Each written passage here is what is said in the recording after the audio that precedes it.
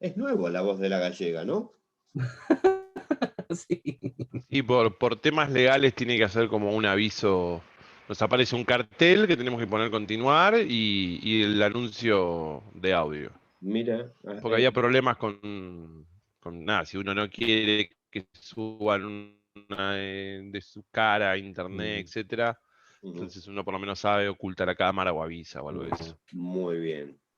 Bueno, los que quieren pasar la clandestinidad pueden hacerlo, así que vamos a repetir entonces el argumento de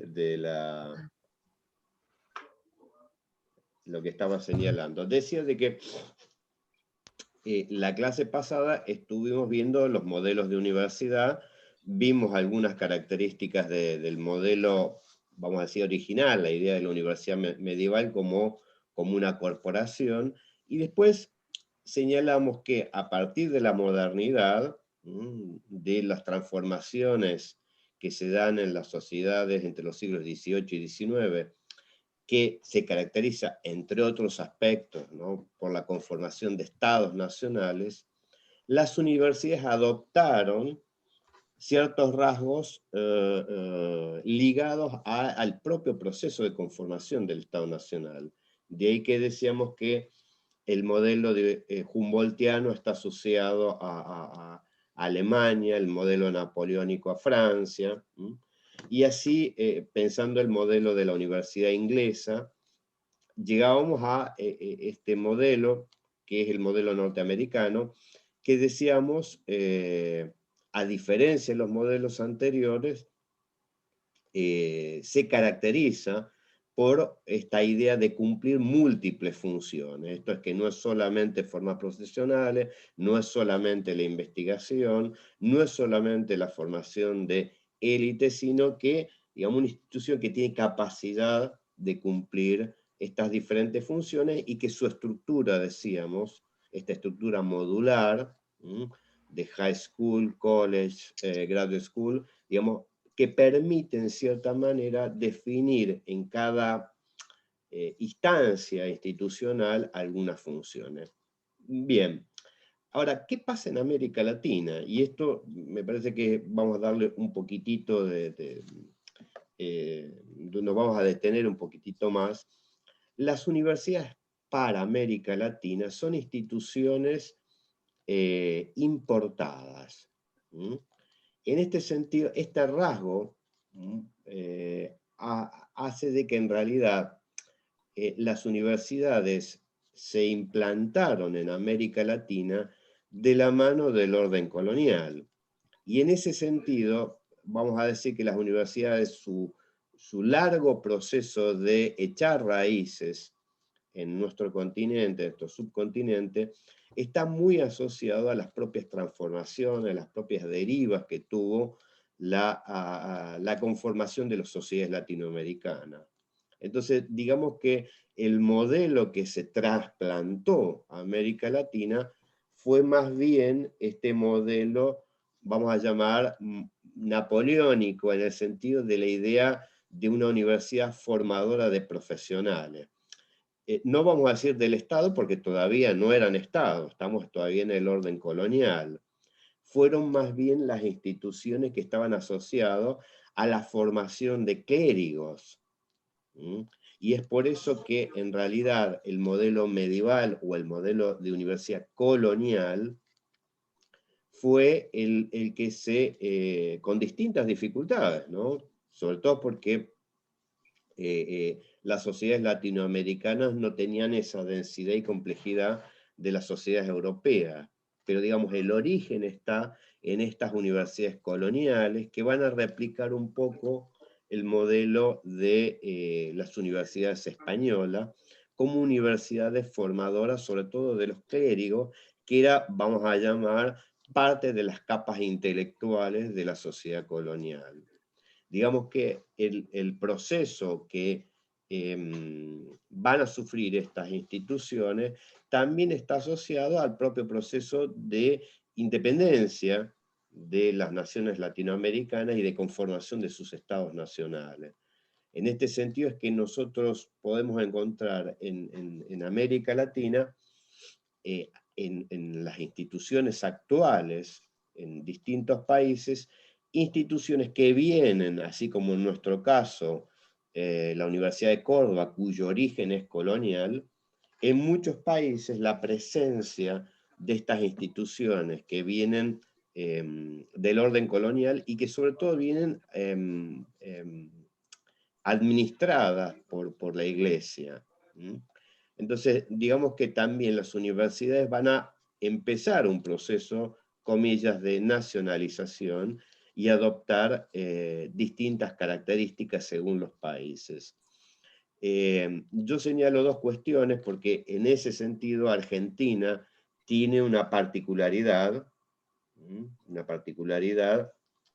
que es un poco lo que Seba va a trabajar hoy, pero digamos, sin detenernos en Argentina, vamos a decir un panorama general, vamos a decir de que parte de las huellas de ese origen colonial tiene que ver con la presencia en muchos países de las universidades católicas. En este sentido, Argentina va a ser particular. No va a haber, digamos, instituciones católicas coloniales que sobrevivan en la modernidad, como sí va a ser el caso de México, universidades como de Puebla, que vienen del orden medieval, o en el caso de Chile, de la Universidad Católica, que vienen del orden medieval,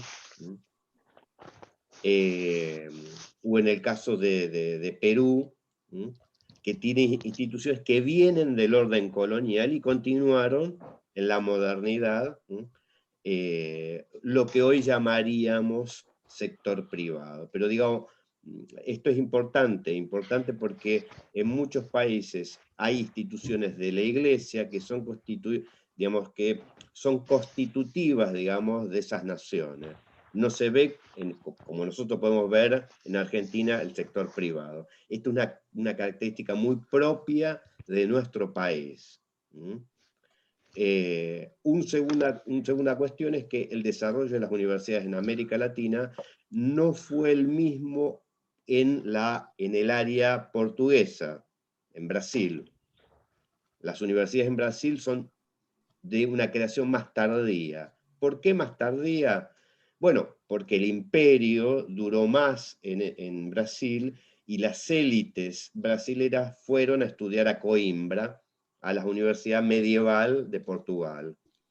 Entonces las universidades más como las conocemos hoy dan de la década del 20 en Brasil. ¿Se entiende? Entonces ese desarrollo es más tardío. Y vamos a señalar dos cuestiones últimas para señalar en el caso de América Latina. Vamos a ver cómo en el proceso de postindependentista hasta las primeras décadas del siglo XX se van a constituir en los distintos países sistemas, vamos a llamarlo binarios, en sector de universidades tradicionales católicas y universidades públicas estatales.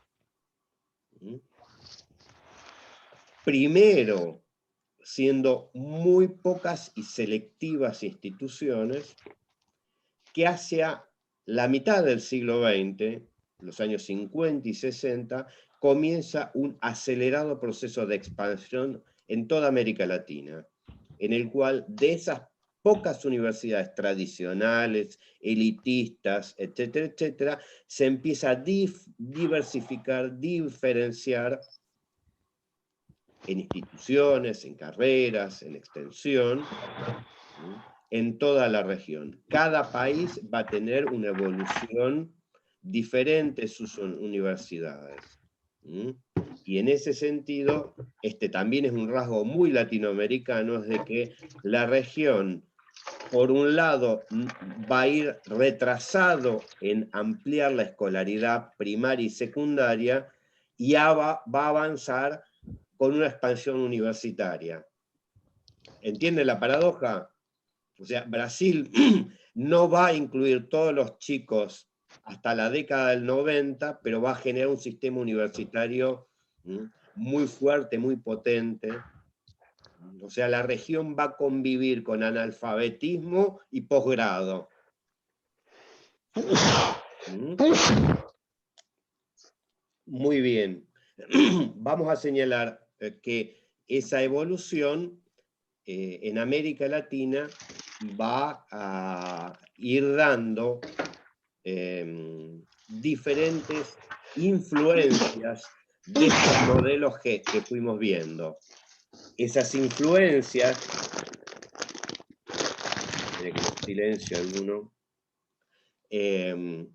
esas influencias van a tener distinto peso en la configuración de cada país. Pero, y acá cierro, vamos a decir que la reforma universitaria de Argentina va a tener un efecto central en América Latina. Va a ser un hecho que va a marcar un antes y un después en el sentido de cómo las universidades en la región, en América Latina, van a cumplir un papel diferente que el lugar que tuvieron en las sociedades europeas o en el caso de Estados Unidos. ¿Por qué? Porque en general las universidades van a actuar como actores políticos, como lugar de, en algunos momentos, de vanguardias, en otros momentos de reacciones conservadoras, en lugar, digamos, de radicalización política.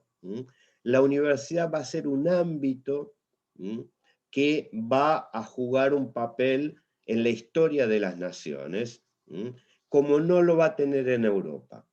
Como no lo va a tener en Europa.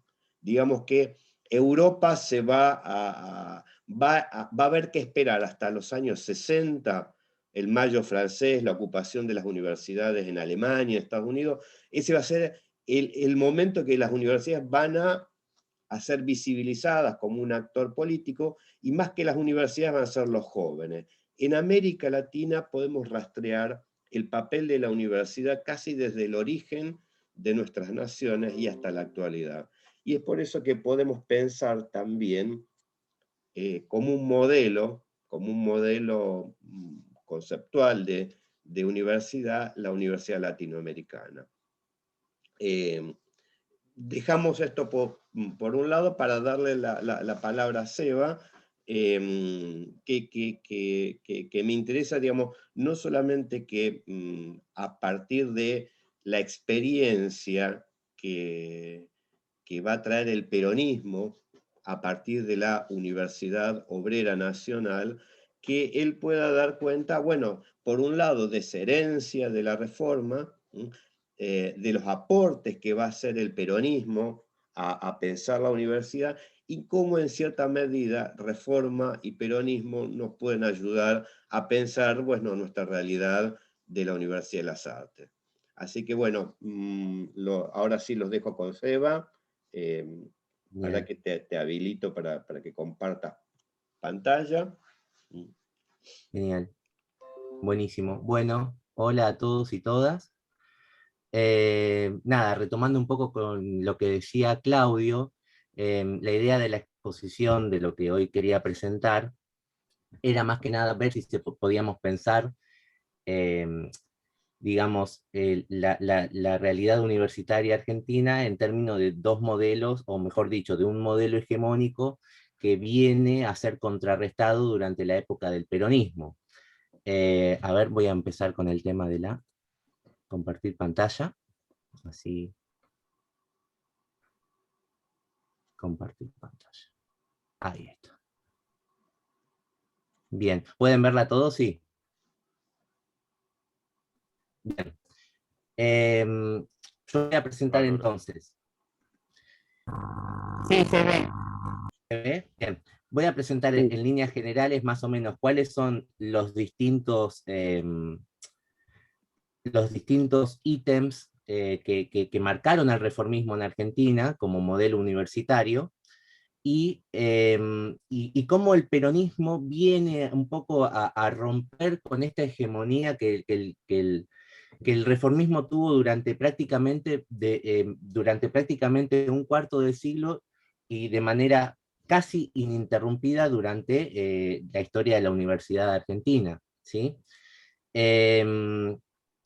Bueno, como les decía, esta hegemonía del modelo universitario reformista viene a romperse de alguna manera con la irrupción del golpe de Estado de 1943 que se llamó la Revolución de Junio, ¿sí? Fue autodenominada por sus gestores Revolución de Junio, ¿sí? Fue el golpe de Estado de 1943 que terminó con lo que se llamaba o con lo que se denominaba la época infame, digamos, ¿no?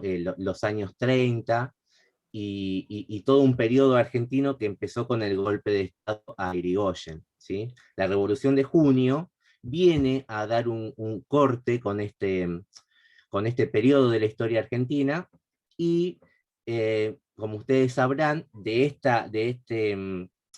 esta dictadura militar surge el peronismo y surge la figura de Perón muy fuerte, sobre todo después del año 44, ¿sí? Bien, como les venía comentando, la Revolución de Junio propuso refundar la sociedad sobre la base de una matriz católica, nacionalista y tradicionalista. ¿Qué significa eso? Cuando el golpe de Estado irrumpe, se propone un nuevo modelo de sociedad y refundar a una sociedad que venía bastante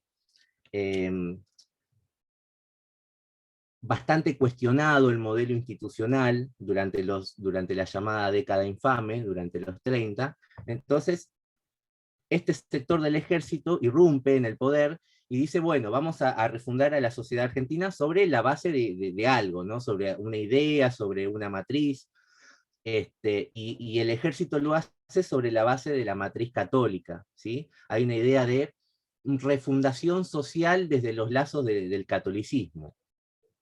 Bien, entonces el nuevo gobierno contó con el apoyo y participación de muchas figuras del catolicismo. Asimismo se intervienen las universidades de Cuyo y el Litoral, y en diciembre se implanta la educación religiosa en las escuelas.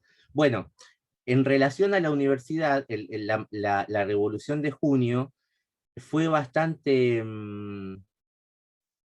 violenta en el sentido de que entró directamente a intervenirlas, y las intervino con cuadros políticos de instituciones católicas, ¿sí?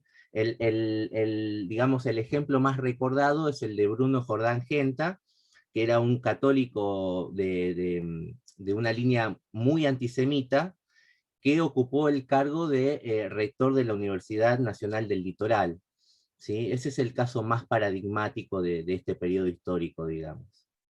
Bien, estas medidas constituyeron el principio de un conflicto entre el gobierno y las universidades que habría de extenderse durante todo el periodo 1943-1955. Acá quiero resaltar que es importante que este conflicto que aparece con el golpe de Estado entre la universidad y el gobierno es un conflicto que va a recorrer todo el periodo hasta el golpe de Estado a Perón.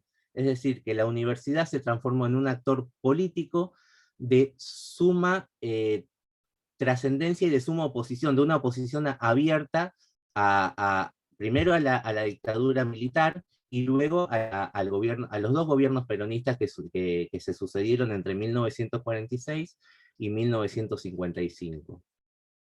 Bien, el peronismo, que gobernó entre 1946 y 1955, tal como señalé, fue interpretado por las universidades como una continuidad de la dictadura militar que lo precedió, ¿sí? De hecho, una forma en la cual las universidades o los universitarios, los actores universitarios catalogaron al peronismo fue con el mote de nazi-peronismo. Recuerden que en este momento, sobre todo cuando irrumpe el golpe de Estado de 1943, estaba, digamos, estaba el conflicto armado de la Segunda Guerra Mundial, que hasta ese momento, hasta 1945, no había tenido una resolución. Y los sectores de la universidad veían en el peronismo la versión, digamos, latinoamericana o la versión argentina del nazismo, ¿sí? Bien, voy a pasar a la próxima.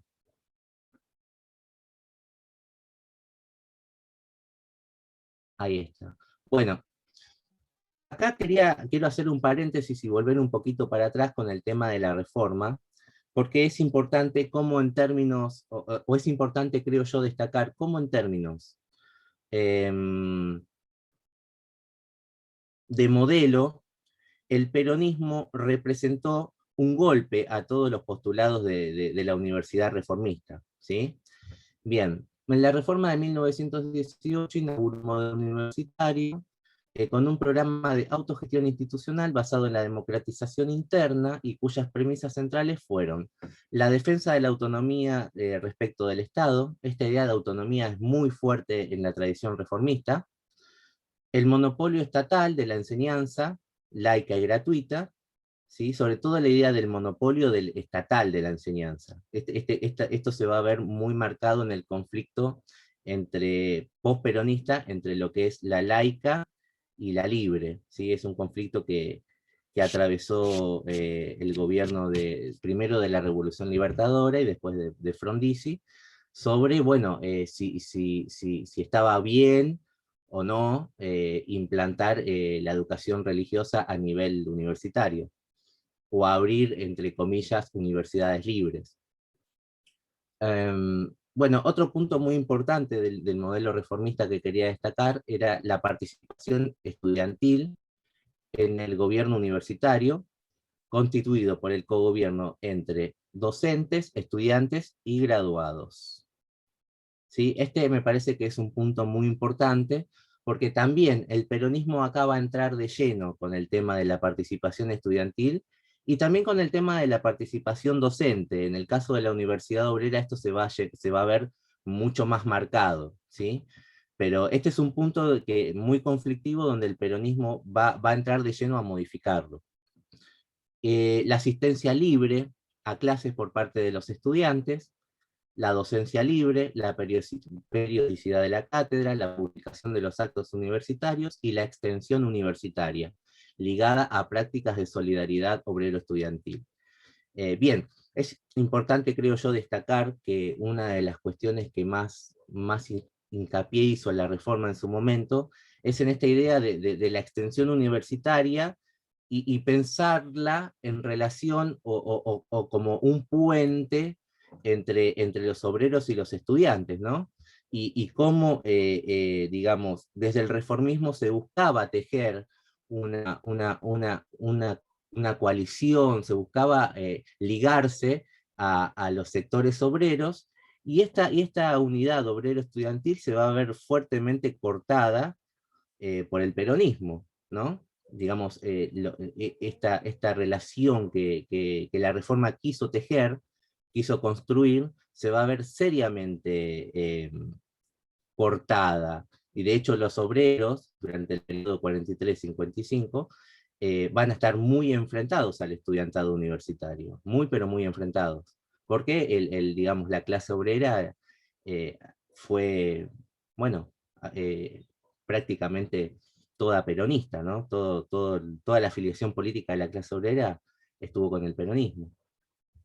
Bien, este programa, el de la reforma universitaria, se constituyó en una tradición fundante del desarrollo universitario argentino, un origen al que puede afiliarse toda una cosmovisión, funciones, prácticas y sentidos de la universidad. Esto viene por ahí un poco más a cuento de lo que les decía al principio, de que la idea de una hegemonía durante un cuarto de siglo de los postulados de la reforma dieron digamos, anclaron de manera muy fuerte dentro de la universidad, ¿sí?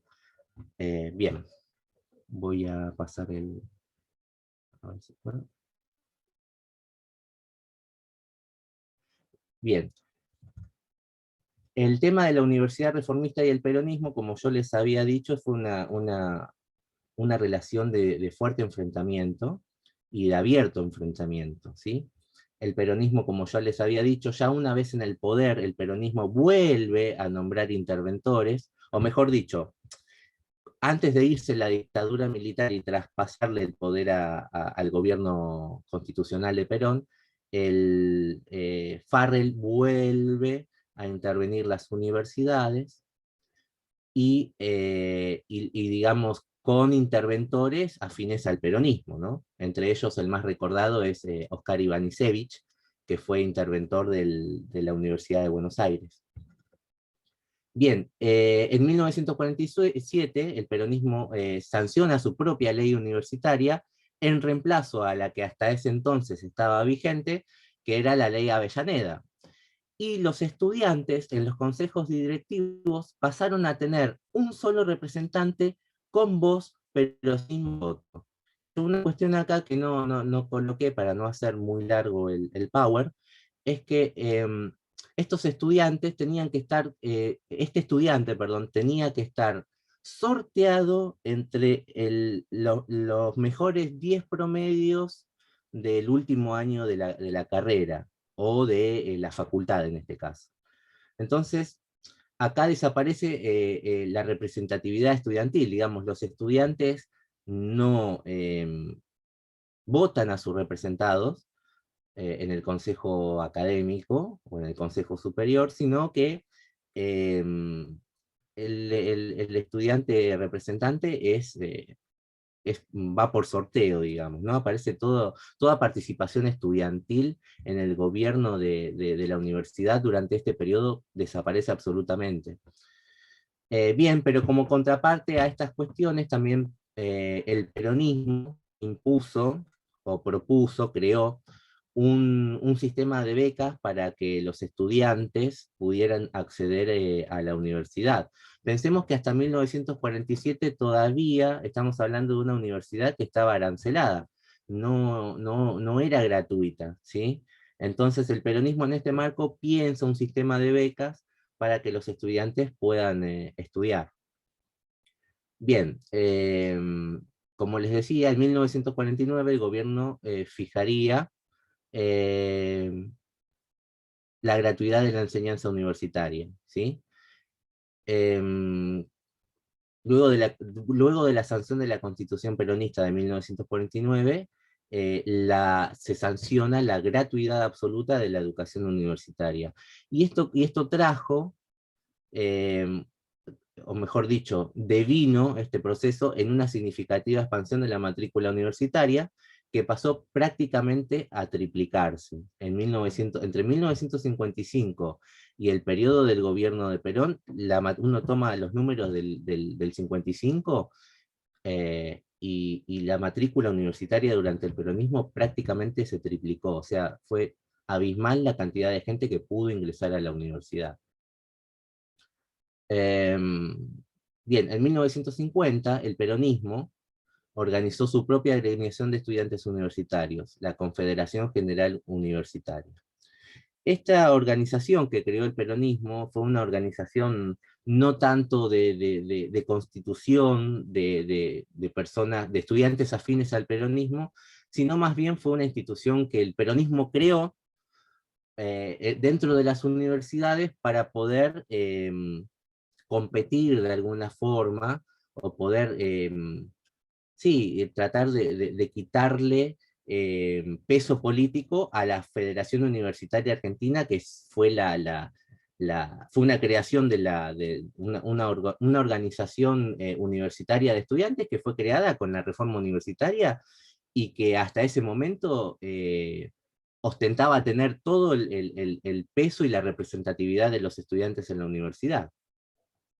Bien, a fines de 1953, perdón, después de 1950 se da un proceso dentro del gobierno peronista que algunos estudiosos denominaron la peronización del sistema educativo, que consistió en que empiezan a aparecer estos textos por ahí ustedes lo han escuchado, esta cuestión de Evita me ama, aparece Perón en los libros de texto de las escuelas. Se da todo un proceso de peronización de la educación y que no escapó a la universidad tampoco.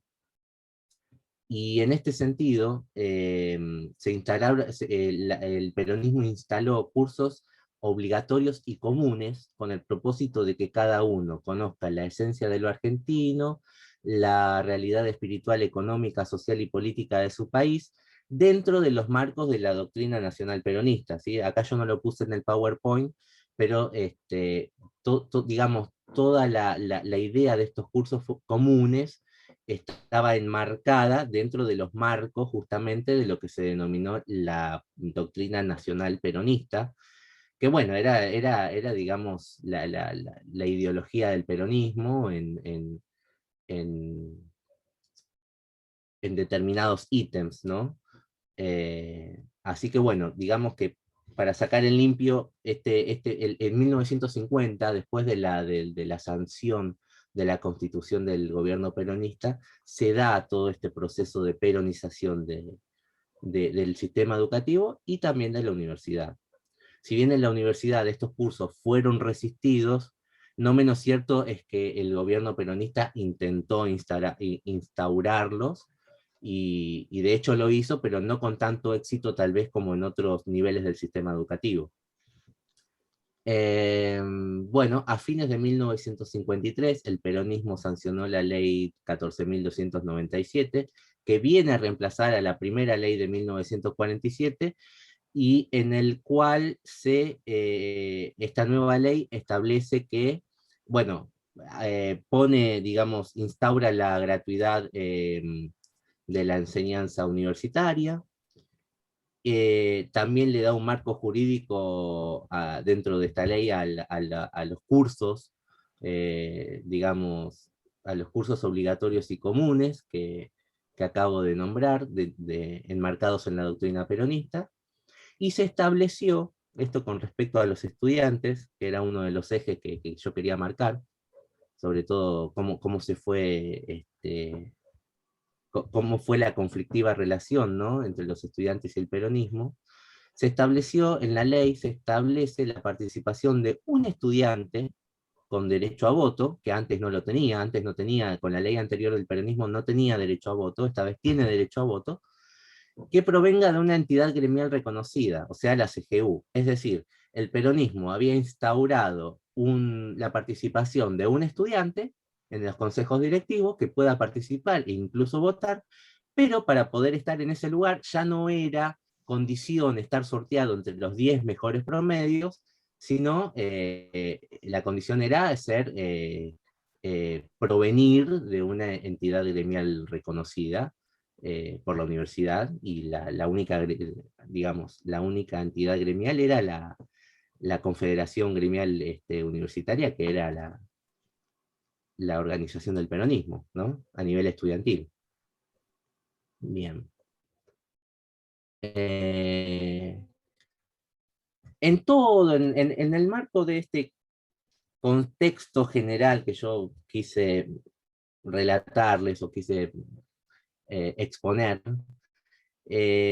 en este marco se crea la Universidad Obrera Nacional a través de la ley 13.229 del año 48. Es decir, un año después de la sanción de la primera ley universitaria del peronismo, se sanciona la creación de la Universidad Obrera, la cual inicia recién abre sus puertas en 1953. Es decir, la Universidad Obrera como tal, dentro de los años del peronismo, funcionó solamente el año 53, 54 y parte del 55, que es cuando se da el golpe de Estado a Perón, ¿sí?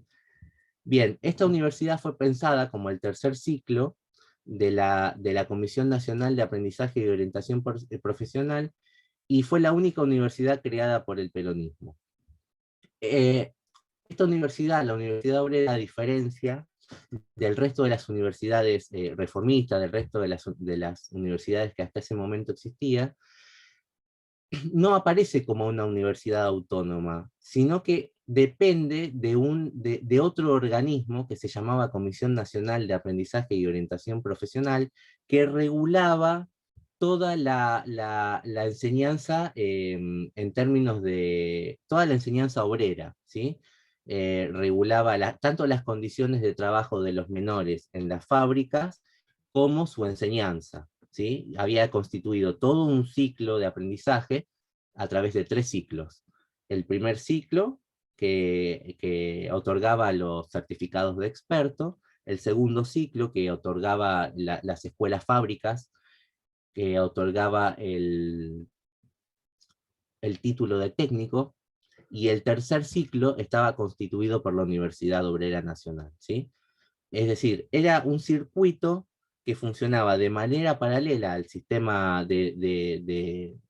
sistema educativo oficial o al sistema dirigido por otras instancias. Era un sistema independiente, autónomo, que tenía como último ciclo la Universidad Obrera Nacional. Bien, y la Universidad Obrera tenía sus características muy propias y muy distintas de las 6 universidades existentes hasta ese momento, ¿sí? Poseía una estructura universitaria regionalizada, constituida por distintas facultades regionales a lo largo del país. A lo largo del periodo que yo les estoy relatando, la Universidad Obrera Nacional llegó a tener, hasta el año 55, 9 regionales, ¿sí? Estaba dividida en regionales, y tenía 9 a lo largo de todo el país, que eran Buenos Aires, La Plata, Córdoba, Rosario, Santa Fe, Mendoza, Tucumán, Bahía Blanca y Avellaneda, que fue la última en inaugurar el peronismo en el año 1955, digamos, y bueno, después se dio el golpe de Estado y cortó todo ese proceso, digamos. Bueno, la Universidad Obrera contaba con un sistema de enseñanza particular que combinaba la asistencia obligatoria a clases con la experimentación y la obligación impuesta a los estudiantes de tener que trabajar en la misma rama industrial en la cual cursaban sus estudios. Digamos, esta institución constituyó un sistema pedagógico que estaba orientado a, a, a formar trabajadores dentro de la rama misma en la que trabajaban, ¿sí? Había una relación muy directa entre el trabajo que hacían los obreros o los trabajadores asalariados que iban a la universidad y aquello que estudiaban. Por ejemplo, si yo trabajaba en, no sé, en una industria jabonera, no podía estudiar ingeniería electromecánica, tenía que estudiar ingeniería química. ¿Sí? Había una estrecha relación entre lo que los chicos o los estudiantes hacían de día y estudiaban en el turno vespertino, ¿sí? Había una integración del trabajo en el sistema universitario. El desarrollo de los cursos se realizaba bajo una modalidad didáctica denominada clase activa, definida como clase tipo seminario y no conferencial.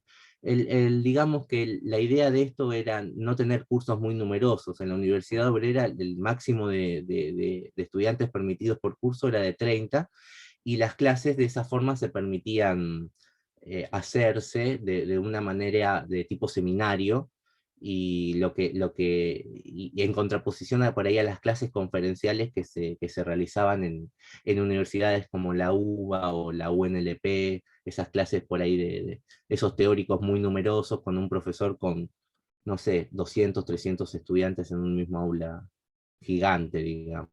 Acá en este sentido la Universidad Obrera trató de romper, y de hecho creo que lo hizo, de romper con esa modalidad educativa. Bien, estas características permitieron el ingreso y la permanencia en la universidad de una gran cantidad de trabajadores que estaba fuera del sistema universitario argentino. Si bien la Universidad Obrera, en términos cuantitativos, prácticamente no tuvo incidencia sobre esta triplicación de la matrícula de las que yo les hablé en un principio, porque era una universidad muy chiquita. De hecho, cuando le dan el golpe de Estado a Perón, había en la universidad 1.500, 1.600 estudiantes. Digo, era muy chiquita la matrícula en relación a la matrícula de las universidades nacionales, y sobre todo de las universidades más clásicas, como la UBA o la UNLP, o Córdoba también. Entonces, si bien no tuvo una gran influencia sobre esa matrícula, sí es cierto que ha permitido la integración de una cantidad significativa de personas que trabajaban y que no tenían otra opción de poder estudiar más que a través de la Universidad Obrera. De hecho, yo creo que una de las mayores, una de las mayores ventajas que ofrecía la Universidad Obrera Nacional fue, más que esta cuestión de las clases seminario y la integración del trabajo con lo áulico, los horarios vespertinos y las bandas horarias, ¿no? Porque tenía un sistema de clases bastante escolarizado, por llamarlo de alguna forma. Es decir, los estudiantes entraban a las 6:30, 7 de la tarde y salían a las 10:30, 11 de la noche, pero era todos los días y era por una banda horaria completa. Una de las cosas que se les dificultaba a las personas que ingresaron a la Universidad Obrera, que antes habían pasado por otras instituciones, era el tema de la dispersión horaria. Eso era algo muy complejo, porque una persona que trabajaba no podía cursar a la mañana, luego a la tarde o al mediodía, sino que prácticamente, en términos prácticos, se le hacía imposible estudiar a una persona que trabajaba 8 horas seguidas en una fábrica. Entonces, ¿qué pasaba? El peronismo en ese sentido pensó una universidad que abriera a las 6 de la tarde, cerrara a las 10 de la noche, que era el horario en el cual los trabajadores salían de la fábrica, sobre todo, estamos hablando de una época muy, muy fabril, la época del peronismo. Y bueno, y que cuando salieran pudieran ir a sus casas, comer algo e ir a la facultad. En ese sentido, eh, las universidades clásicas, las universidades reformistas, no ofrecían este sistema de bandas horarias, sino que tenían este sistema más cortado, este sistema más fragmentado de horarios, que bueno, que este sistema fragmentado de horarios de alguna forma lo que hace es que la gente que pueda estudiar solamente dedicándose solo a eso, ¿no? Es decir, cursás al teórico a la mañana, vas al práctico a la tarde, o haces una práctica a la noche. Digo, en ese sentido, la Universidad Obrera pensó un sistema horario, una banda horaria, que permitiera que todos pudieran estudiar, todas las personas que trabajaban, digamos. Bien. Bueno, y para cerrar, como la Universidad Obrera Nacional, como les había comentado, fue la única universidad que creó el peronismo en su primer periodo de gobierno, que va del 46 al 55, que es el periodo clásico del peronismo. Fue la única institución universitaria que fundó. Y esto le daba una particularidad, porque todas estas cuestiones que yo les había marcado antes sobre la peronización del sistema educativo, el adoctrinamiento o cuestiones de este carácter, en la Universidad Obrera Nacional estaban mucho más marcadas. Por ejemplo, tenía un instituto particular que se llamaba el Instituto de Extensión Cultural y Técnica para la Formación Moral, Intelectual y Física del Pueblo sobre las bases de la doctrina nacional peronista. Era un instituto dentro de la universidad que se dedicaba al abierto adoctrinamiento, digamos, ¿no? También tenía los cursos de extensión peronista de la CENAOP. La CENAOP era esta organización de la cual dependía, esta dependencia estatal de la cual dependía la Universidad Obrera, los cuales tenían por finalidad difundir la doctrina nacional peronista.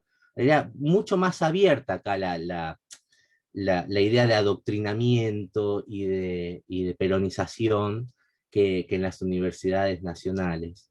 Estaba como mucho más abierta y más explícita, ¿no? Bueno, la revista de la UON, la universidad tenía una revista que funcionaba, según su propio secretario de redacción, como un órgano de difusión doctrinaria. O sea, la publicación oficial de la revista, la publicación oficial de la universidad, abiertamente funcionaba como un órgano de difusión doctrinaria. De hecho, si ustedes algún día pueden ver las revistas, tienen acceso al documento, van a ver que, digamos, de 200 páginas que tenía cada número de la revista, 180 eran sobre Perón, sobre la Fundación Evita, sobre la doctrina nacional, sobre noticias gremiales de los gremios de peronismo. Digo, era a diferencia de lo que podría esperarse, entre comillas, de una revista, de una universidad técnica, la revista de la Universidad Obrera estaba muy cargada de política. Es muy interesante ver esa. Yo varios años trabajé con esa publicación. Bueno, también los estudiantes tenían una materia que se llamaba Sindicalismo Justicialista y Legislación Obrera 1 y 2, o sea, en el primer y segundo año, donde se presentaba la doctrina justicialista como una de las soluciones propuestas al problema social. También la Universidad Obrera había establecido colgar cuadros con las efigies de Perón y Evita, nombrar a Perón como primer profesor honorario de la Universidad Obrera, denominar Juan Perón al aula magna y guardar un minuto de silencio los días 26 de cada mes a las 20:25 horas, todo el personal sin excepción. Los 26 de cada mes estaba instituido, era obligatorio dentro de la institución, que todos los estudiantes y el personal guardaran un minuto de silencio a esta hora, a las 20:25, que era la hora en la que murió Evita, y era la hora en la que los estudiantes estaban cursando dentro de la universidad. De hecho, cuando yo entrevisté a muchos de los exalumnos, los de Buenos Aires recordaban muy bien este acto de que a las 20:25 se cortaba todo, se hacía el minuto de silencio, y después se seguía con las clases. Los 26 de cada mes, no todos los días. Bien, también había otro mecanismo que se llamaba calendario y plan de trabajo, perteneciente a los años 54 y 55, que establecía entre un montón de rituales afines al peronismo, digamos, en torno al peronismo, establecía que se debía ejecutar la marcha los muchachos peronistas al ingresar a clase. Y esto es algo que aparece en los entrevistados con los que yo trabajé. Esto también es algo que recuerdan, sobre todo en la regional de Buenos Aires, que también funcionaba el rectorado. Es el edificio en la calle Medrano 951, capaz que alguno lo conoce.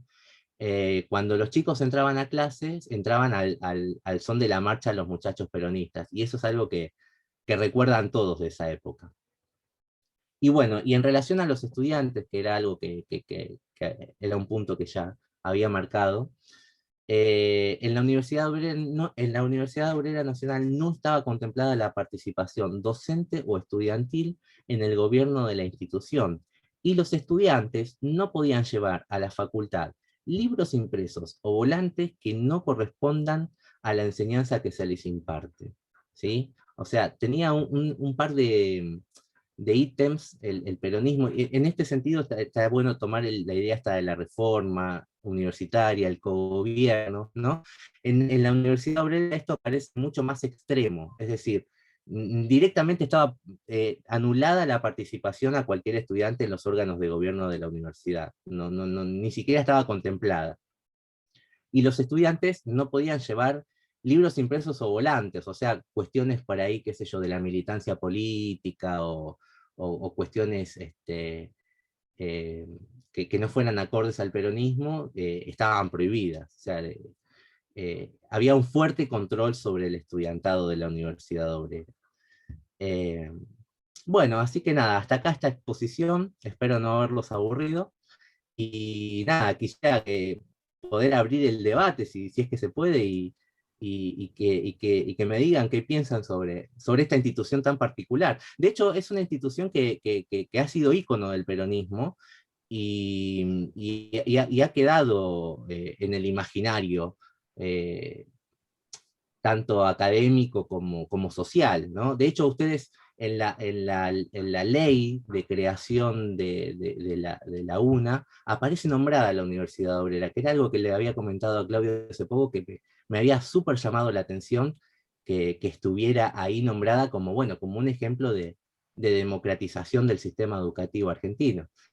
Y me pareció súper interesante porque en algún punto está ligada a la historia de la Universidad Nacional de las Artes. Así que bueno, nada, quería saber qué pensaban.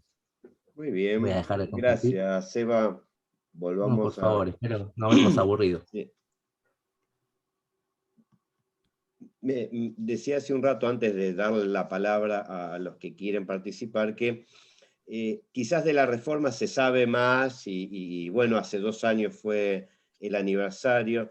Nos parecía con Seba que era interesante recuperar esta experiencia del peronismo, porque en buena medida, digamos, por lo que él fue señalando, bueno, ahí encontramos toda la tradición, digamos, de, vamos a llamar, de la democratización social de la universidad, de la gratuidad, del ingreso, etcétera, etcétera. Aunque, bueno, la idea de la democratización en su funcionamiento más bien tiene la otra tradición, ¿no? Pero digo, me parece interesante porque, y que quizás en una segunda vuelta podés ampliarlo más, Seba. A mí me interesa mucho la historia de la UNA, digamos, de cómo ligar la historia que venimos hablando, bastante traumática, de la Universidad de las Artes, con la historia también de la UOM y su paso Sí. a ser UTN. Bueno, ¿cuál es esa historia? ¿Qué pasó con los actores? ¿Por qué de todas las instituciones del peronismo, sobre todo del 55, esa institución en particular se va a reconvertir y va a continuar, etcétera, etcétera? Pero lo hacemos en una segunda vuelta. Ahora me interesa, digamos, bueno, debatir, comentar. Manuel. Buen día a todos. Buen día.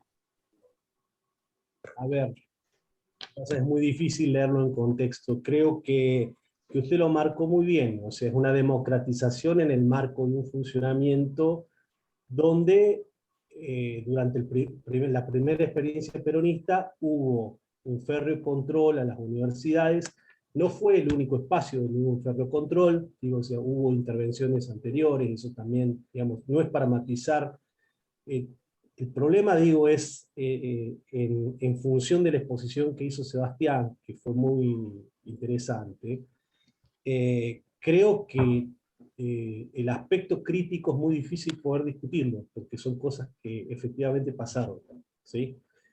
Estoy tratando de recuperar, así como la propia reforma también encuentra límites a su reforma, no deja de ser una reforma burguesa. Yo digo, o sea, vengo de una familia tradicional cordobesa, entiendo eso, y aún los marcos de la reforma en la Universidad de Córdoba, a pesar de la reforma, siguen haciendo que el espacio de Córdoba sea un espacio muy conservador, ligado a una historia del liberalismo, ¿sí? Que donde el liberalismo, lejos de recuperar las tradiciones del liberalismo político en Argentina, tienden a hacer un giro muy conservador, es decir, y elitista, y eso sigue estando a pesar, digamos, de la masividad de la Universidad Nacional de Córdoba en el caso particular, porque digo, la Universidad de Córdoba tiene un propio relato fundante con la reforma, más allá de que fue fundada en 1613.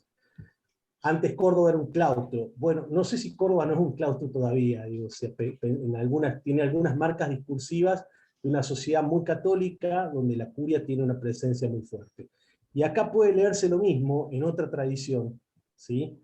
Donde toda aquella fuerza de insurrección que tuvieron las primeras centrales obreras, que no pertenecían al movimiento peronista, al primer peronismo, porque el primer movimiento peronismo vino después como una experiencia de democracia de masas, de alguna forma pasan en el marco de un Estado corporativo a quedar integradas bajo la órbita del peronismo, y de alguna forma lo que Sebastián marcó, la Universidad Obrera Nacional cumple una función pedagógica en ese sentido, ¿sí?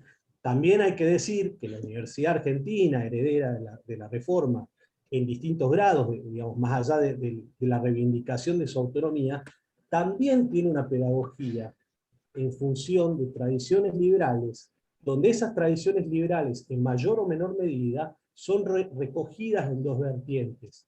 Una vertiente más científica, que puede ser la Universidad Nacional de La Plata, el paradigma, se habló la clase pasada de esto, de esa tradición liberal, y una vertiente más conservadora, que puede ser Córdoba. Es decir, creo que Córdoba, Tucumán, en menor medida, es una universidad más nueva, pero sí, digo, o sea, creo que lo que me llama tremendamente la atención, es decir, en el sentido positivo, son dos cosas. Que este periodo, de alguna forma, permite la gratuidad, ¿sí? Con los límites, digamos, estructurantes del contexto del momento, porque la universidad no era gratuita, y si bien, de alguna forma, el impacto no va a ser inmediato, en las generaciones subsiguientes sí. ¿Sí? Es decir, hay un antes y un después de la gratuidad de la universidad, en la matrícula universitaria, eso es innegable. Hay un proceso de creación de universidades que no está ligado a la Universidad Obrera Nacional, pero que de alguna forma en la gratuidad ve una continuidad. Y la otra cuestión es cómo el propio relato universitario va cambiando, es decir, los estudiantes contrarios al primer peronismo, hoy en las universidades tienen una tradición múltiple. Digo, yo he sido dirigente estudiantil, donde ven en el peronismo la democratización de la universidad, ¿no? Es decir, en otros marcos, no en los marcos en los cuales se dio la democratización de la universidad, dentro de los límites de pensar una universidad funcional a los intereses de un Estado que buscaba industrializarse en un proceso de sustitución de importaciones con las características, digamos, rituales de un tipo de movimiento político, sino desde la tradición liberalizadora, democratizadora, de amplitud de matrícula, digamos, es decir, desde ese lugar. Entonces, es interesante la crítica que hace Sebastián en ese sentido. Digo, o sea, no es el único periodo de intervención de las universidades. Desgraciadamente, en los 60 tuvimos intervención muy férrea a partir de otro golpe de Estado que se llamó Revolución Argentina, que la revolución no tiene nada. Tenemos la noche de los bastones largos en el 66, y ni hablar lo que pasó en el proceso. Bueno. Muy bien. ¿Alguna otra opinión? Opinión, comentario, pregunta. Sí, a mí la verdad que me llamó mucho la atención a partir de la lectura y ahora de la exposición de Sebastián, de ver como una mirada distinta que la verdad que yo desconocía en relación a toda esa historia, y cómo siempre de todas las cosas se pueden sacar cosas buenas y cosas malas, y la verdad que está bueno poder conocerlas, y bueno, es como curioso porque uno relaciona a Perón con toda esta cuestión, como se menciona, de democratización, de apertura, pero era como que tenía un costo con la contraparte de decir, bueno, yo te ofrezco todo, pero de alguna manera es como siguiendo mis reglas. Y eso la verdad que me llamó mucho la atención de poder verlo reflejado. Muy bien. Mariano había levantado la mano también. Sí, bueno, un poco continuando con lo que decía César, que lo que me llama la atención es que esto de que te enseñaron la materia del sindicalismo y no sé qué, pero si vos como estudiantes querías llevar algún material para debatir y no seguir fomentando, no se podía. Entonces, un poco como decía César, es decir, bueno, vos podés cursar, podés venir, te damos los horarios, pero de mi manera, a mi forma. Entonces, como que también no era tan democrático desde ese lugar. Y automáticamente también pude llevar esto de una universidad inferior, como lo que planteaba Kant de las universidades superiores, una universidad inferior. Entonces, como que hay este juego, pero como siempre, lo que pensaba también es que decir, interesante cómo abre el juego el peronismo, decir, bueno, está bien. El trabajador no puede usar a la universidad esta posibilidad que genera la universidad. Podés estudiar lo mismo, volvemos a lo mismo. Podés estudiar lo que vos estás trabajando, no que sería, yo estoy trabajando, no sé, algo en química, pero me gustaría, no sé, mecánica, porque mis viejos son mecánicos. No, tenés que hacer química. Interesante cómo abre el juego el peronismo. Muy bien. Un bocadillo antes. A mí me hace... Sí, Mariela. Perdón. Sí, por favor. No, a mí me hace pensar esto de pensar al trabajador para empezar al trabajador para el trabajo, ¿no? Esto de estar trabajando en la fábrica, no sé bien los horarios, pero imagino que entrarían temprano, salen de la fábrica, van a estudiar, salen a las 10 de la noche, van a su casa, comen, se bañan y el otro día otra vez a la fábrica. Digo, me hace pensar, ¿no?, en esta maquinaria como una cosa media Fordismo, ¿no? De todo el tiempo estar pensando para el trabajo, ¿no? Eso. Uh-huh. No, yo iba un bocadillo y después sigo dando la palabra. ¿Se acuerdan que cuando empezamos a ver Humboldt, a muchos les llamó la atención este tema de Alemania y la nación? ¿Se acuerdan? Hola, hola, ¿me escuchan? ¿Me escuchan? Ahí volviste, Claudio. Ahí está. Ah. Sí. Decía de que Ahora sí. cuando leyeron lo de Humboldt, varios les llamó la atención este tema de la nación y lo de Alemania, y yo creo que le había comentado este tema que es una cuestión muy de época, que en realidad ese problema de la nación va a estar en la mayoría de los nacionalismos, y creo que les había recomendado también ver la película, este documental de Funeral de Estado, de Stalin. Si ustedes lo pueden ver, muy recomendable. Van a ver también muy de época esta idea de culto a la personalidad, y que, digamos, en realidad, digamos, no es ni exclusivo del peronismo, sino que muy de contexto de época. Sí, Manuel. Estaba esperando tu opinión. Perdón. No, doctor, no lo quiero interrumpir, porque si no termino siendo una especie de interrumpidor serial, y en realidad me gusta participar y escuchar, bueno, pero me había disparado algo más tratando de pensar los marcos de constitución de una sociedad, ¿no? Es decir, inclusive en este ideario de nación, digo, pensando el propio contexto, porque, a ver, los estudiantes, no voy a demonizar a los estudiantes, porque fui estudiante y estoy siendo estudiante en este momento. Digo, los estudiantes estuvieron presentes en el golpe de Uriburu y tuvieron una participación bastante activa en ese golpe, ¿sí? Una de las vertientes estudiantiles a través del nacionalismo, ¿no?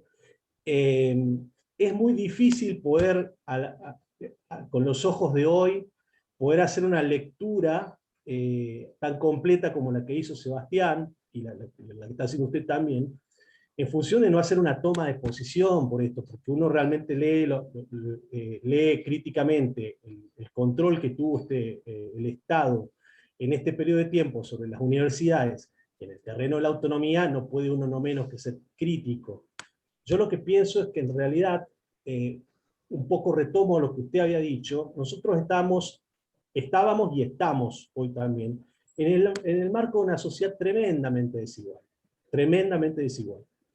En el plano cultural, a la hora de cohesionar, uno de los relatos de cohesión es esta idea de nación, que ha tenido características nefastas en el mundo, en experiencias espantosas como el fascismo, el nazismo, y el colectivismo central organizado, digamos, a partir del estalinismo, tienen rasgos comunes, más allá de que las ideologías son divergentes. Entonces, digo, leer en clave las experiencias democráticas de esa época, donde además la figura de Perón emerge del ejército, y el ejército tenía una formación castrense heredada del prusianismo, digamos. O sea, hay elementos que hacen que, bueno, que se busque al Estado como una totalidad organizada. En el marco tal vez de pensar los límites de una democratización en función de trabajar una cuestión de cohesión social en una sociedad muy desigual, que era muy desigual, con una tradición de escuelas públicas y con una tradición universitaria, pero que inclusive en el marco de una autonomía, esa autonomía también en el periodo de la reforma tuvo límites, y en función de la inclusión y la participación de la gente tuvo límites muy marcados, porque no dejó de ser una cuestión reformista dentro de las capas superiores y medias de una sociedad no tan cohesionada en el sentido de la movilidad social, sino muy desigual. Tratando de pensarlo desde ahí, como para buscar, digamos, un giro de tuerca, por qué hoy, en la tradición democrática y en el ideario estudiantil, el peronismo, y no hago una crítica con esto, simplemente lo digo, está visto como un factor de enorme democratización. Un comentario más general, digo, porque tratemos de pensar estos problemas no en una lógica partisana. ¿Saben lo que es una lógica partisana? Digamos, la lógica de bajar línea y de disputar. No estamos haciendo juicio, estamos tratando de entender. No, yo también, entonces, con mis elementos. No, pero ahora déjame hablar. No se trata de justificar o de glorificar. No, este no es lo que estamos tratando de ver, en qué medida esas experiencias nos sirven para leer ahora. Por eso es que te digo, digamos, en esa lógica podemos encontrar la experiencia del nazismo, del estalinismo. Era una cuestión de época, el peso de la nación y el control. Esa visión. Ahora, los rusos te podrán decir, bueno, no era tan malo Stalin, qué sé yo, hicieron la revolución. Ese no es el tema, ni es el tema hacer el balance del peronismo. Me parece que el tema es cómo podemos leer esas experiencias hoy, no para glorificar el peronismo, sino porque hoy son patrimonio de todos. Bueno, justamente por eso estoy diciendo lo que digo, quizás no se entiende, es decir, tratar de entender la lógica de cómo se piensa la experiencia universitaria hoy a través de una mirada crítica y en función de lo que se acaba de exponer, ver los puntos interesantes y discutibles sobre ese momento. Por eso estoy diciendo esto. Pero bueno, quizás no se entiende. No, pero por eso te digo de que me parece, digo, ¿qué es lo que podemos sacar de esa experiencia y que nos sirve ahora? Bueno, acá hay un problema que tiene que ver con la tradición del cogobierno. Hoy sería impensado decir que los alumnos no participen. Te toman la universidad, te queman la universidad y te queman también los docentes. Bueno, eso ya es parte de la tradición. Lo mismo que sería si vos pones examen de ingreso, le cobrás, te incendia la universidad. Esa es parte de esta tradición. En otros países ven con horror eso, las dos cosas. Que los estudiantes participen y que no se cobre. Bueno, esa es nuestra tradición. Entonces, lo que sí me parece interesante de la Universidad Obrera, que tiene que ver con el hoy, es cómo se pensó esos dispositivos pedagógicos, esto que, digamos, cómo pensar una universidad inclusiva, no es solamente con no cobrar, tiene que ver con los horarios, tiene que ver con la propuesta pedagógica, tiene que ver con esta relación con el trabajo. Digo, ahí hay todo un tema que me parece que la experiencia de la Universidad Obrera nos habla hoy. Nos habla hoy. Y digo una cuestión, por ejemplo, ¿no? Cómo afecta el tema de el acceso abierto a carreras de arte,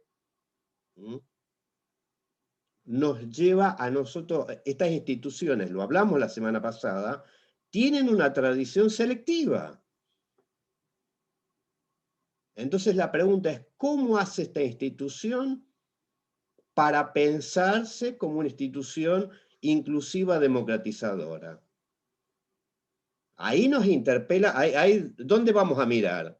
Y tenemos que mirar en esas experiencias. Bueno, ¿cómo se hace una institución inclusiva, democratizadora en el área de la danza, en el área de la música, en el área del teatro? Bueno, ¿cómo se hace? Ahí digamos, me parece que obliga a las instituciones a pensar esta cuestión que tiene que ver con los dispositivos pedagógicos. ¿Se entiende a dónde voy? En este sentido, esa experiencia nos dice mucho. Bueno, esta idea es cierto, si la gente trabaja, y bueno, tengo que pensar en los horarios. Si esta cuestión con el trabajo es muy interesante, efectivamente. Si está bien, está mal, es positivo, es negativo, que está en relación con el trabajo o no. Pero me interesaría de ustedes, bueno, porque es un poco la coyuntura que la pandemia medio cortó, que es un proceso, si ustedes miran las matrículas de la Universidad de las Artes, es una de las instituciones que más crece.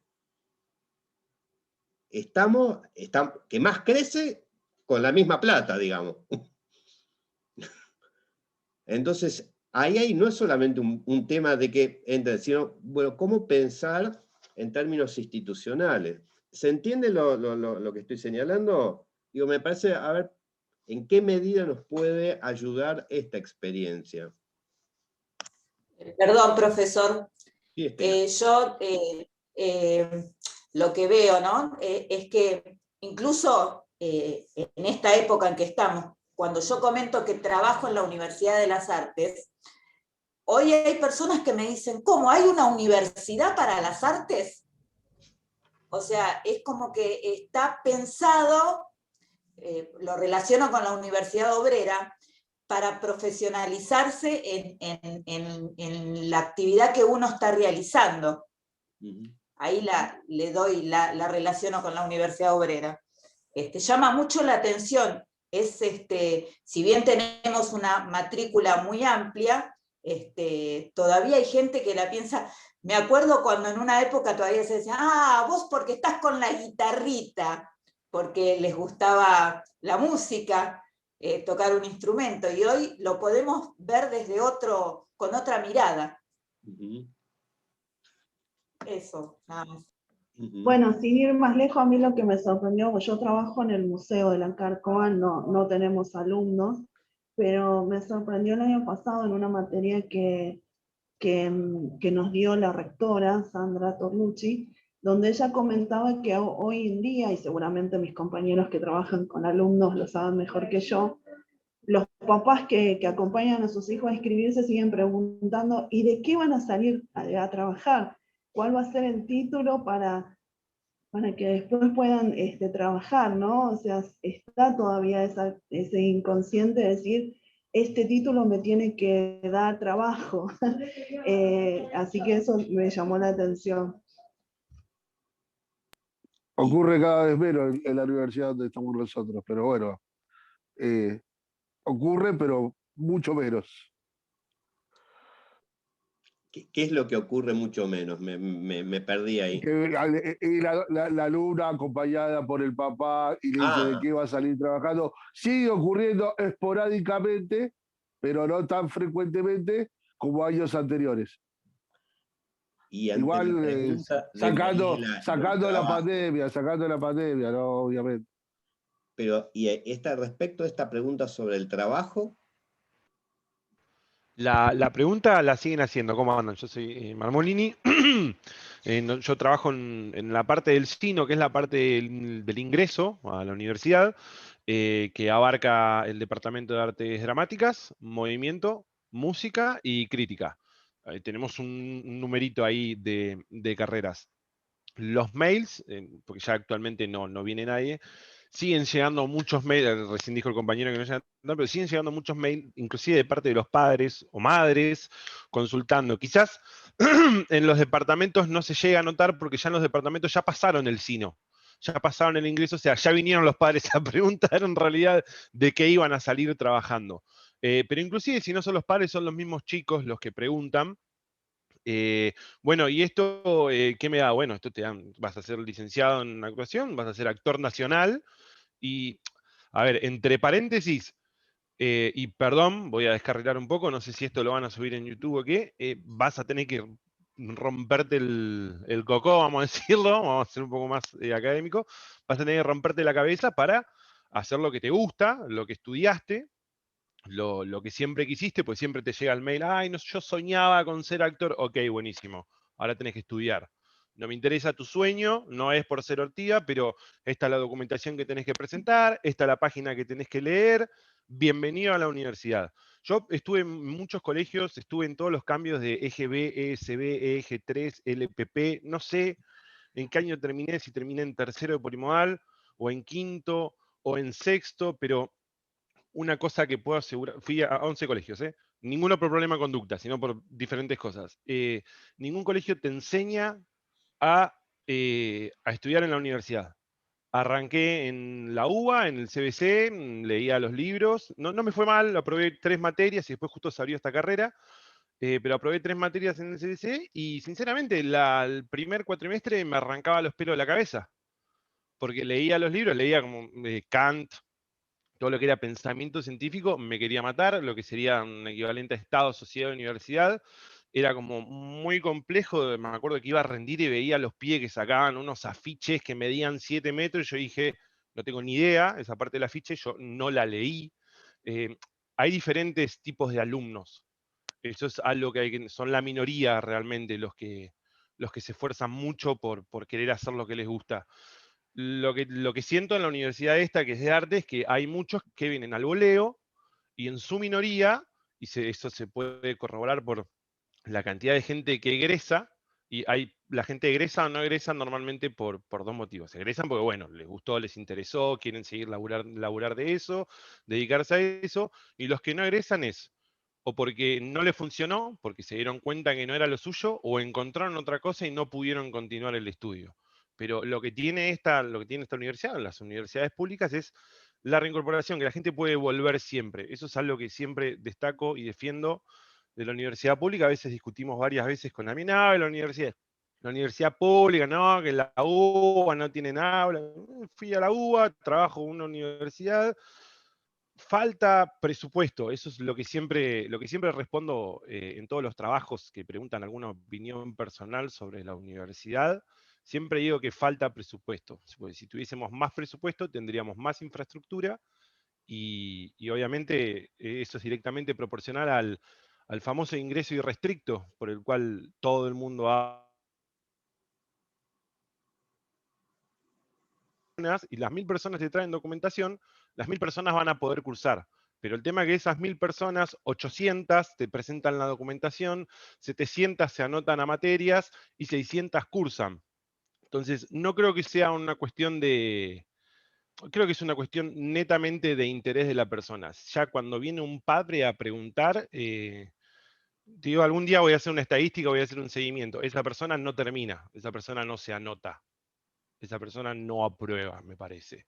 Estadísticamente hablando. Bueno, me desvío un poco, pero básicamente eso, es muy poca la gente que verdaderamente le quiere dedicar al arte, y creo que sí, recontra tenemos que cuidarlos, y bueno, por eso en parte estamos estudiando como para profesionalizarnos dentro de nuestro trabajo, pero son muy pocos, verdaderamente son muy pocos los que terminan progresando dentro del arte a nivel profesional. Quizás sí son unos músicos de puta madre o actores impresionantes, pero no son profesionales para los ojos de, de la gente o del mismo estado, o de la gente que contrate, eso, lo cual es un problema. Por eso a veces creo que también tengo dilemas con el tema de la tesis, o sea, estás haciendo actuación, ¿por qué, por qué tenés que hacer una tesis? No estás haciendo lenguas o letras, o si estás en danza, ¿por qué tenés que hacer una tesis? Si vos me decís que estás haciendo, no sé, coreográfica, bueno, quizás puedas llegar a tener al que presentes algún trabajo final, pero una tesis para algo de arte me parece, no te digo cortar las piernas, pero algo complejo. Mucha gente se estanca en esa parte también. Llegan hasta el final y no pueden desarrollar la tesis. No porque no les dé, sino porque son personas más abocadas al arte, y quizás el desarrollo del pensamiento científico, por así decirlo, como sería una tesis, les resulta complejas porque no se los prepara, sino porque la preparación de la carrera que están haciendo es absolutamente distinta a lo que se está solicitando. Pero bueno, me desvié y me abrí un poco, no fui muy concreto. Sí, ahora te doy, Manuel, pero me parece que es interesante lo que vos señalas, Andrés. Traes acá, bueno, ¿cuál es la relación de esta universidad con el mundo del trabajo? ¿Y qué es el mundo del trabajo en el campo artístico? Ahí hay una buena pregunta. O sea, en la UOM o en la UTN está claro, una universidad forma ingenieros que trabajan en distintas áreas del aparato productivo. Pero acá... Y que, por ejemplo, no les piden tesis. Si vos haces ingeniería informática, no tenés una tesis. ¿Por qué? Porque 1 más 1, Java es Java. Pero más allá de eso, ese sería un segundo tema. Pero la pregunta es, ¿cómo es el mercado, en este caso el mercado artístico, cómo funciona? Digo porque hay una particularidad en este campo. Digo, en general a los bailarinas o bailarines, para contratarnos, no necesariamente es vía si tiene título o no. Si vos querés contratar un bailarín o una bailarina, ¿qué es lo que vas a hacer? Bueno, a ver cómo baila. O si vas a contratar a un músico, ¿qué le va a pedir el título como si fuera ingeniero? No, a ver, tocate algo. Como que hay una particularidad. Les doy un dato, por ejemplo. Una de las cuestiones que desde la discusión universitaria más general dice, bueno, esta universidad tiene pocos egresados. Si lo pensamos en los términos de otras instituciones, podría efectivamente no, tener pocos egresados o tener bajo nivel de graduación. Pero si miramos el funcionamiento del campo artístico en Buenos Aires, sobre todo, porque son las estadísticas de la cantidad de lugares de teatro que hay. Buenos Aires es una de las ciudades que más lugares de teatro tiene en América Latina y más. Entonces, ahí hay toda una discusión de, bueno, ¿cuál es el mercado de trabajo? ¿Cómo es preparar para el mercado de trabajo? Después podemos discutir, bueno, ¿cuál es el tipo de formación? Si tiene que haber o no tesina. Pero digo, me parece de que ahí hay cuestiones que merecerían profundizar una discusión. Sí, Manuel. Un poco retomar dos cosas con respecto a esto que se dijo. Yo fui pintor 12 años, ¿sí? O sea, conozco el mercado de trabajo artístico en pintura, que tiene una particularidad con respecto a teatro, con respecto a música, con respecto a artes multimediales, por ejemplo. Quiero decir, el mercado artístico en Buenos Aires, que es el mercado artístico, porque para vender en Córdoba tenés que pasar por Buenos Aires, por ejemplo, en la práctica artística, es un mercado en el sentido de su dimensión muy pequeño, cada vez más pequeño. ¿Hola? ¿Se me escucha? Sí. ¿Hola? Se escucha, Manuel. Sí. Se escucha bien. Perfecto. En función de eso, cuando vos salís a la calle, salís a la calle de la vida, dentro de lo que es una profesión artística, tenés 3 puntos. Y acá voy a disentir con Andrés, porque yo tengo una formación universitaria en pintura y porque yo tuve que hacer una tesis y voy a explicar por qué creo que hay que hacer una tesis dentro de una formación artística. La primera cuestión es que la carrera no te prepara para ser un gestor y ser tu propio representante de arte, porque para eso tenés gente a la cual se le paga y un pintor ya consagrado puede darse el lujo de pagar a un representante que lo venda en determinados espacios. El arte es me refiero a la pintura, es una profesión cara, muy cara, involucra un tiempo específico, involucra un espacio específico, pero además involucra un tiempo y un espacio específico para vender esa pintura. Lo cual se hace más difícil en una ciudad que ha reducido el peso de la venta de la pintura y ha creado otras experiencias que son interesantísimas a nivel conceptual y a nivel comunicacional, pero donde la pintura ha perdido peso y prácticamente es un ornamento, y donde la gente no tiene dinero para acceder a la pintura porque es algo caro, y en todo caso compra una lámina o una reproducción de un pintor famoso. Inclusive en las capas medias. O sea, en los años 70 en Córdoba había un mercado de pintura, mi padre compró muchas obras de arte, y no era una persona excesivamente rica. Yo no podía comprar pintura, sino que hacíamos canjes con los profesionales, digamos, que eran pintores en Córdoba, y luego veníamos a Buenos Aires con un dossier tratando de recorrer las galerías que estaban de moda en ese momento, para tratar de insertarnos, lo cual era muy difícil. En un mundo donde el paradigma cambió, el peso de la pintura y el peso de la intelectualidad ha sido desplazada por cierto relato de un tipo de economía y de un tipo de gestión y organización comunicacional que tiene que ver también con el ingreso de nuevas tecnologías. No estoy discutiendo eso, o sea, me parece perfecto, digo, pero Arte Va está más orientado hoy como feria de arte a eso. Tenés una feria paralela que es arte clásica, pero la pintura ha quedado atrás. Es decir, como profesión artística, la pintura es la más rezagada hoy en el terreno del acceso al mercado laboral. Podés ser un sonidista como músico, podés ser un profesor músico, podés estar dentro de las orquestas. Como bailarín, podés ser un bailarín, es decir, en distintas disciplinas, podés dar clases, es decir, la pintura da una opción también en la docencia, pero es una opción acotada. Una de las características que tiene el arte como disciplina, me salgo del mercado, es que tiene una tradición disciplinar que puede estar dentro o por fuera de la universidad. Y acá entro con el tema de la tesis.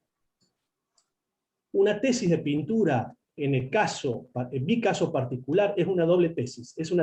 Era una tesina de licenciatura que tenía un marco académico de escritura para poder explicar cuál era el proyecto que nosotros estábamos presentando en función de la temática o de la puesta en una exposición. O sea, en una exposición que tenía un máximo de 12 a 40 cuadros. ¿Sí? En el caso de la pintura. Ahora, la idea de hacer una tesina escrita es que en los marcos de una disciplina artística vos puedas tener una doble vertiente. Puedas tener la vertiente del conocimiento artístico, que el propio rigor de la disciplina te lleva a hacerlo, porque estás pintando 8 horas para poder tener un resultado. Y la creatividad es fruto de ese trabajo, de ese esfuerzo. No existe la inspiración en términos, sino que es una cuestión disciplinar. Y por otro lado, la preparación que te da la universidad tiene que ver con que vos puedas explicar en palabras ese proceso, esa temática, más allá del yo subjetivo. Yo pinto porque me gusta, porque qué sé yo. Digo, la propuesta pedagógica de hacer una tesis, que es el gran escollo en materias, en carreras artísticas, tiene que ver con que el rol de un artista dentro de una academia universitaria también pasa por poder explicar el conocimiento artístico desde un parapeto intelectual. No quiere decir que vayas a ser un intelectual con esto, pero que lo puedas hacer. Y en función de eso, sirve también como una herramienta más a la hora de tratar de insertarte en un mercado que es pequeño, donde las opciones son acotadas, y donde vas a tener que competir muy fuerte, porque no son carreras liberales tradicionales, en el marco de una sociedad que ha discutido sus propios paradigmas, donde el arte hoy tiene una función mucho más ornamental que en momentos anteriores, cuando tenía un peso más significativo en la discusión de la hermenéutica cotidiana. Bueno, cierro con esto. Muy bien. ¿Algunas otras opiniones? Yo quería decir algo también del arte, profe. Sí, sí. Que se le complica, me parece, a los chicos si se reciben de actores, así, ejercer, porque yo veo que a veces agarran en los canales, te meten 2 o 3 novelas turcas y me parece que también desde el Estado tiene que haber como una presencia como para que ellos puedan tener para poder ejercer, digamos. Si vos haces actores y vas a poner 2 o 3 novelas turcas y 2 o 3 programas de timba, y bueno, medio como que la van a tener más complicada. No solo del Estado, también desde lo privado. Ahora Canal 13 pone programitas de timba, o o una novela turca, y no le está dando posibilidades a los actores que surgen a poder realizar su arte. Es algo que lo quería manifestar, perdón. Sí. ¿Qué otras opiniones hay?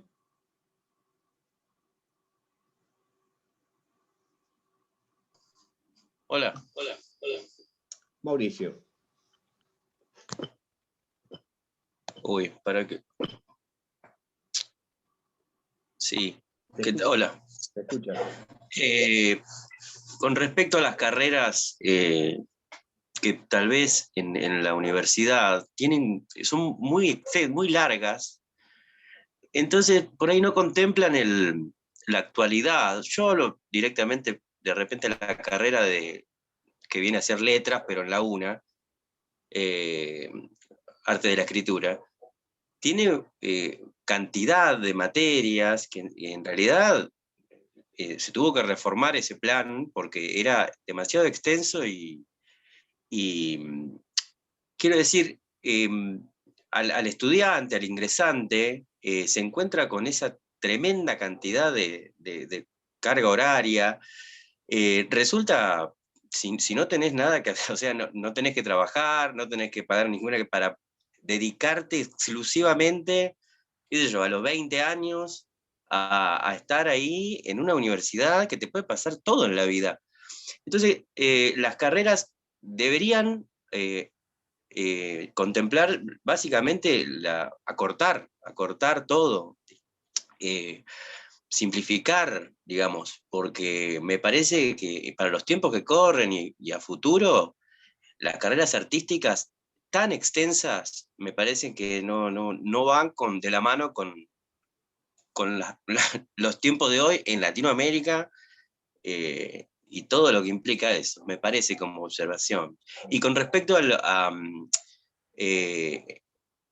los horarios digamos, del trabajador como estudiante, en esta carrera se inició también con la Universidad de Luján en su momento, y la cursada era luego del trabajo, 3 días a la semana, una cosa así. Yo la empecé, no la pude terminar, por una cuestión, tenías que cursar 3 días a la semana, volver a tu casa, qué sé yo, si yo entraba a la mañana, salías a las 9 y volvías a las 11 a tu casa, 3 días a la semana, se complicó. Entonces, ¿qué pasó? Con esta nueva oportunidad de la LAGU, hace mucho más accesible, más seductor seguir con la carrera, sobre todo por las edades que tenemos, qué sé yo, las cosas. En ese sentido, también haciendo como una comparación de la posibilidad, de la oportunidad para el trabajador de formarse, lo veo muy interesante. Eso. Muy bien, Mauricio. Sí, interesante lo que señalan en el chat de la cantidad de materias. Ahí efectivamente. Digamos de que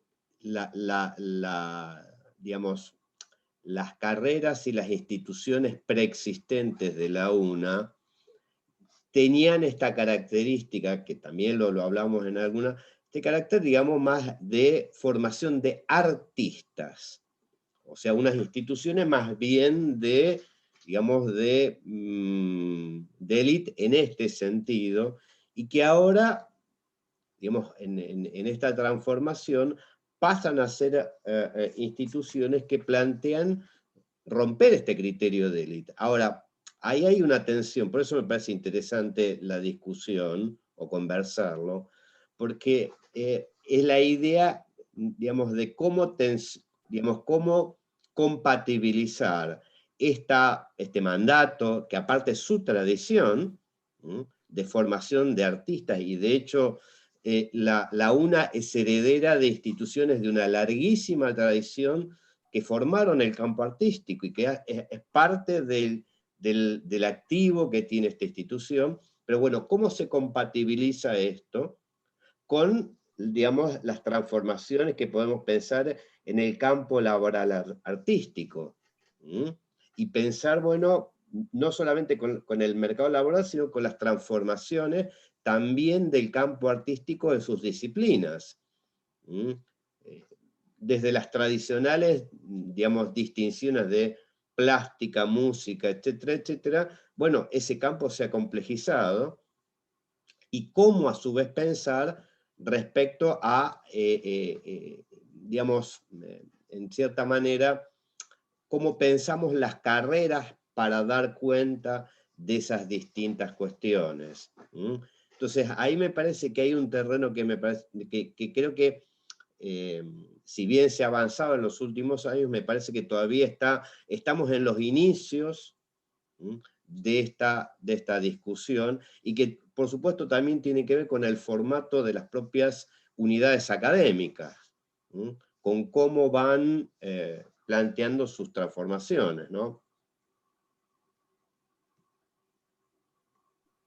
Y en eso, profe, también tiene mucho que ver el no pensar en la demanda que tiene la sociedad, ¿no? Porque, por ejemplo, yo lo veo con la tecnológica hoy en día, que sigue pensando en carreras que demanda que haya necesidad en la sociedad. Mi hermana es licenciada ahí de matemáticas, y hace poco crearon una carrera, no recuerdo bien el nombre, pero era algo como técnico en aviación, una cosa así. Y se había llenado la matrícula, porque digo, se estudia un campo y se ve la necesidad o la falta que la sociedad tiene. Yo no sé si esta universidad lo tiene en cuenta, si hay tanta confluencia entre lo que la sociedad, que haya demanda con lo que realmente pasa adentro, ¿no? No sé si soy clara. Sí, Mariela. Digamos que esa es una de las grandes y difíciles preguntas que hay, sobre todo porque cuando hablas de la sociedad es como un abstracto. No, en realidad no existe la sociedad, existen actores sociales, existen demandas particulares. Pero efectivamente sí hay una pregunta respecto si lo que forman estas instituciones tiene algo que ver con ciertas demandas, ciertas necesidades, llamémosles regionales, locales o societales, ¿no? Quizás en este campo es aún más difícil, porque uno podría decir, bueno, uno puede pensar cuántos médicos necesitaría la sociedad, cuántos pediatras, pero podríamos decir cuántos artistas plásticos necesita una sociedad, cuántos escultores, por ejemplo, por habitante, tantos escultores cada 100.000 habitantes, o cineastas. ¿Se puede pensar en esos términos el arte? Digo, me parece una buena pregunta, porque es un tema para discutir con la CONEAU, por ejemplo. Claro. Mire, la verdad, a nosotros esos criterios, el arte no funciona de esa manera. Funciona de otra. Nosotros tenemos que avanzar en esa reflexión. Mauricio. Sí, en términos evaluativos de exteriores. Usted lo dice, quiero decir, las universidades como las evalúa el Banco Mundial, de repente, que evalúa cantidad de egresados, y en cuanto a eso les da cierto nivel para presentarse ante el mundo. En la Universidad de las Artes, ¿qué evaluación tenemos? ¿Qué nos evalúa? ¿La cantidad de egresados? ¿La calidad? Es una pregunta. No estoy muy seguro tampoco. Digo, es pertinente, uno diría, saber cuántos médicos son necesarios en una sociedad. Es pertinente. Claro. Sobre todo por ejemplo, la coyuntura de hoy. ¿Cuántos terapistas necesita una sociedad claro, preparada para eventualidades como una pandemia? Ahora, sí. ¿Tiene sentido la pregunta en el campo artístico? Digo. No, para mí no. Muy bien, Liliana. ¿Por qué? Para mí no, pero ¿por qué? Porque yo trabajo en el departamento de danzas folclóricas y tango.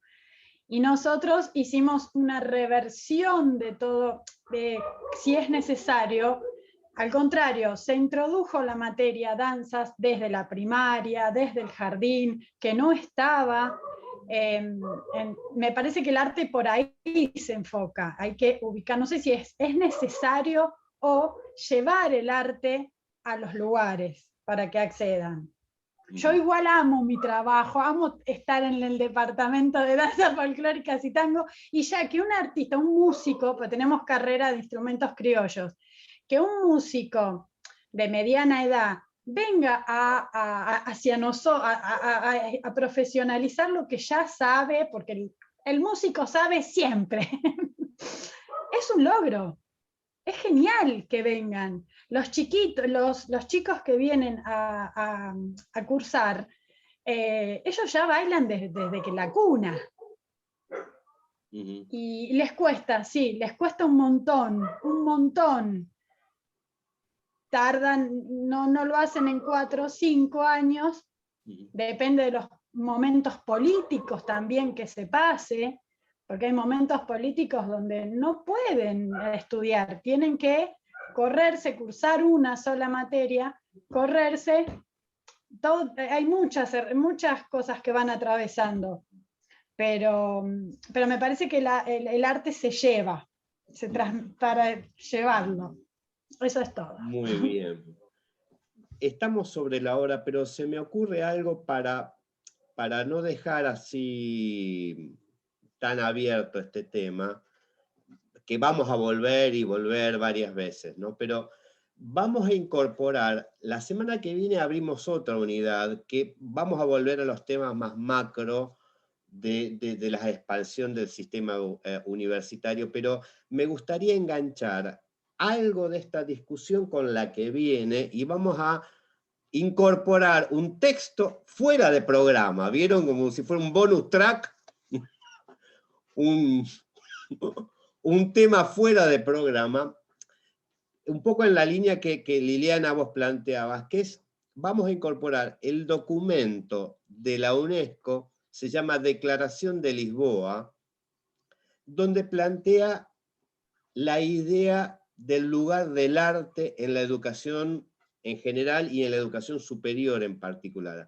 Muy interesante para pensar el lugar del arte no solamente en términos de productor, artista, sino del lugar, digamos, más amplio de las artes en la formación de los individuos y en el lugar de una sociedad.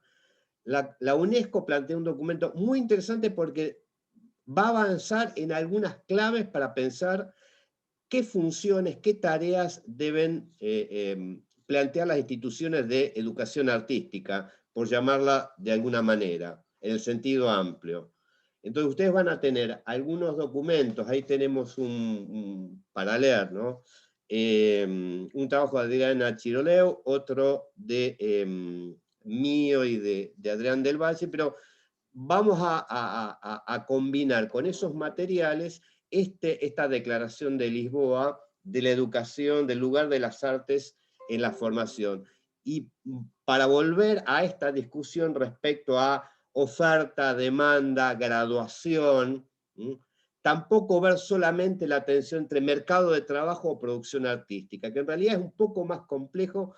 Digo, me inspiró un poco lo que vos decías, Liliana, ¿no? Que es más amplio, digamos que el lugar de las artes no es solamente de ser bailarín o artista plástico, sino productor del disfrute que las artes en sí tienen para la experiencia de vida.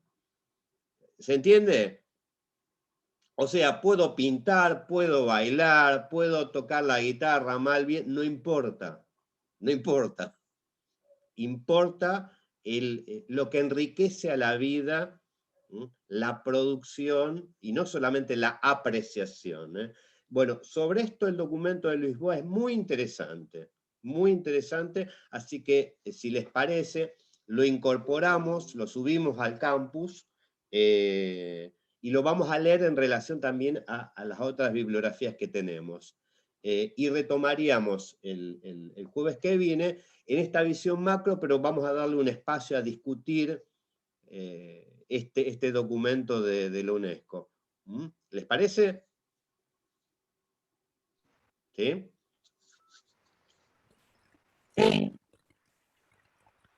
Hoy estuvieron medio calladitos. En los cursos ya tenemos, digamos, personal estable.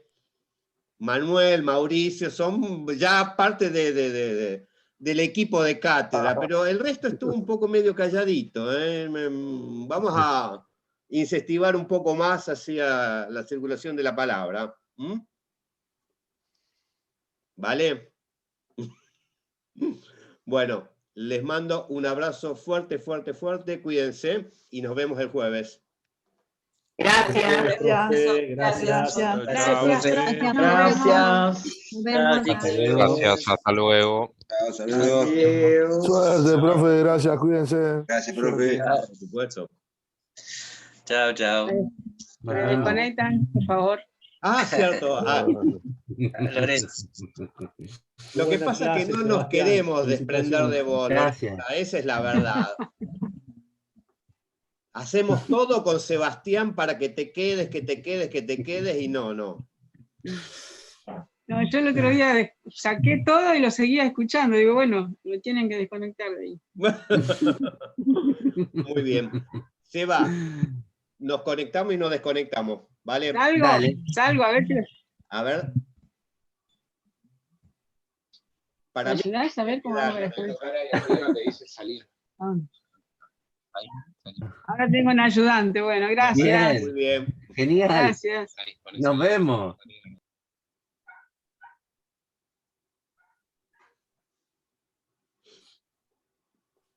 Bueno, salgo y entro. Dale. Dale, sí.